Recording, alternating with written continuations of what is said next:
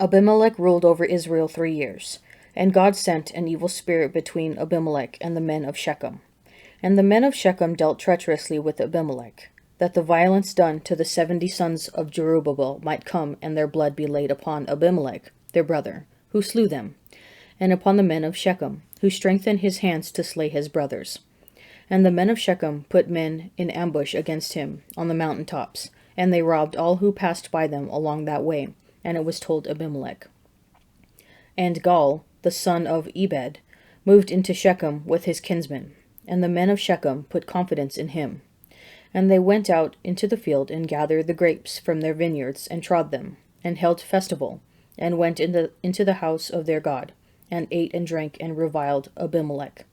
And Gaal, the son of Ebed, said, Who is Abimelech, and who are we of Shechem, that we should serve him? Did not the son of Jerubbaal and Zebul, his officer, serve the men of Hamor, the father of Shechem? Why then should we serve him? Would that this people were under my hand. Then I would remove Abimelech. I would say to Abimelech, Increase your army and come out. When Zebul, the ruler of the city, heard the words of Gaal, the son of Ebed, his anger was kindled. And he sent messengers to Abimelech at Arumah, saying, Behold, Gaal the son of Ebed and his kinsmen have come to Shechem, and they are stirring up the city against you. Now therefore go by night, you and the men that are with you, and lie in wait in the fields. Then in the morning, as soon as the sun is up, rise early, and rush upon the city. And when he and the men that are with him come out against you, you may do to them as occasion offers. And Abimelech and all the men that were with him rose up by night, and laid wait against Shechem in 4 companies. And Gaal the son of Ebed went out and stood in the entrance of the gate of the city. And Abimelech and the men that were with him rose from the ambush. And when Gaal saw the men, he said to Zebul, Look, men are coming down from the mountain tops. And Zebul said to him, You see the shadow of the mountains, as if they were men. Gaal spoke again and said, Look, men are coming down from the center of the land, and 1 company is coming from the direction of the diviner's oak. Then Zebul said to him, Where is your mouth now, you who said, Who is Abimelech, that we should serve him? Are not these the men whom you despised? Go out now and fight with them. And Gaal went out at the head of the men of Shechem, and fought with Abimelech. And Abimelech chased him, and he fled before him, and many fell wounded, up to the entrance of the gate. And Abimelech dwelt at Arumah, and Zebul drove out Gaal and his kinsmen, so that they could not live on at Shechem. On the following day the men went out into the fields, and Abimelech was told. He took his men and divided them into 3 companies, and laid wait in the fields. And he looked and saw the men coming out of the city, and he rose against them and slew them. Abimelech and the company that was with him rushed forward and stood at the entrance of the gate of the city, while the 2 companies rushed upon all who were in the fields and slew them. And Abimelech fought against the city all that day. He took the city and killed the people that were in it, and he razed the city and sowed it with salt. When all the people of the tower of Shechem heard of it, they entered the stronghold of the house of Elberith. Abimelech was told that all the people of the tower of Shechem were gathered together. And Abimelech went up to Mount Zalmon, he and all the men that were with him. And Abimelech took an axe in his hand and cut down a bundle of brushwood, and took it up and laid it on his shoulder. And he said to the men that were with him, What you have seen me do, make haste to do, as I have done. So every one of the people cut down his bundle, and following Abimelech, put it against the stronghold. And they set the stronghold on fire over them, so that all the people of the tower of Shechem also died, about 1,000 men and women. Then Abimelech went to Thebez, and encamped against Thebez, and took it. But there was a strong tower within the city, and all the people of the city fled to it, all the men and women, and shut themselves in. And they went to the roof of the tower. And Abimelech came to the tower and fought against it, and drew near to the door of the tower to burn it with fire. And a certain woman threw an upper millstone upon Abimelech's head, and crushed his skull. Then he called hastily to the young man, his armor-bearer, and said to him, Draw your sword and kill me, lest men say of me, A woman killed him. And his young man thrust him through, and he died. And when the men of Israel saw that Abimelech was dead, they departed every man to his home. Thus God repaid the crime of Abimelech, which he committed against his father in killing his 70 brothers. And God also made all the wickedness of the men of Shechem fall back upon their heads, and upon them came the curse of Jotham, the son of Jerubbaal. After Abimelech, there arose to deliver Israel Tola, the son of Puah, son of Dodo, a man of Issachar, and he lived at Shamir, in the hill country of Ephraim. And he judged Israel 23 years. Then he died, and was buried at Shamir. After him arose Jair, the Gileadite, who judged Israel 22 years, and he had 30 sons who rode on 30 donkeys. And they had 30 cities, called Havoth Jair to this day, which are in the land of Gilead. And Jair died, and was buried in Kamon. And the sons of Israel again did what was evil in the sight of the Lord, and served the Baals and the Ashtaroth, the gods of Syria, the gods of Sidon, the gods of Moab, the gods of the Amorites, and the gods of the Philistines. And they forsook the Lord, and did not serve him. And the anger of the Lord was kindled against Israel, and he sold them into the hand of the Philistines, and into the hand of the Ammonites. And they crushed and oppressed the children of Israel that year. For 18 years they oppressed all the sons of Israel that were beyond the Jordan, in the land of the Amorites, which is in Gilead. And the Ammonites crossed the Jordan to fight also against Judah, and against Benjamin, and against the house of Ephraim, so that Israel was sorely distressed. And the sons of Israel cried to the Lord, saying, We have sinned against you, because we have forsaken our God, and have served the Baals. And the Lord said to the sons of Israel, Did I not deliver you from the Egyptians, and from the Amorites, from the Ammonites, and from the Philistines? The Sidonians also, and the Amalekites, and the Moabites, oppressed you, and you cried to me, and I delivered you out of their hand. Yet you have forsaken me, and served other gods.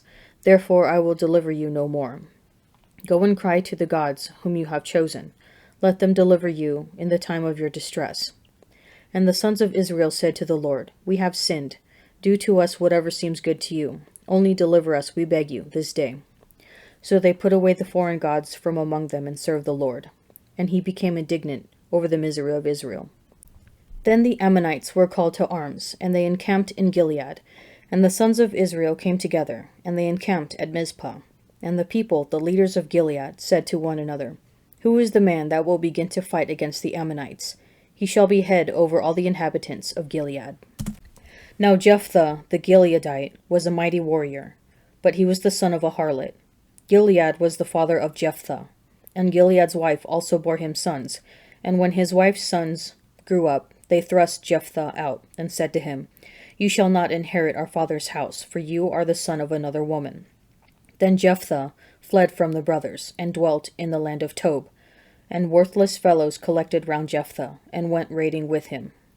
After a time, the Ammonites made war against Israel. And when the Ammonites made war against Israel, the elders of Gilead went to bring Jephthah from the land of Tob. And they said to Jephthah, Come and be our leader, that we may fight with the Ammonites. But Jephthah said to the elders of Gilead, Did you not hate me, and drive me out of my father's house? Why have you come to me now, when you are in trouble? And the elders of Gilead said to Jephthah, That is why we have turned to you now, that you may go with us and fight with the Ammonites, and be our head over all the inhabitants of Gilead. Jephthah said to the elders of Gilead, If you bring me home again to fight with the Ammonites, and the Lord gives them over to me, I will be your head. And the elders of Gilead said to Jephthah, The Lord will be witness between us. We will surely do as you say. So Jephthah went with the elders of Gilead, and the people made him head and leader over them. And Jephthah spoke all his words before the Lord at Mizpah. He who dwells in the shelter of the Most High, who abides in the shadow of the Almighty, will say to the Lord, My refuge and my fortress, my God in whom I trust.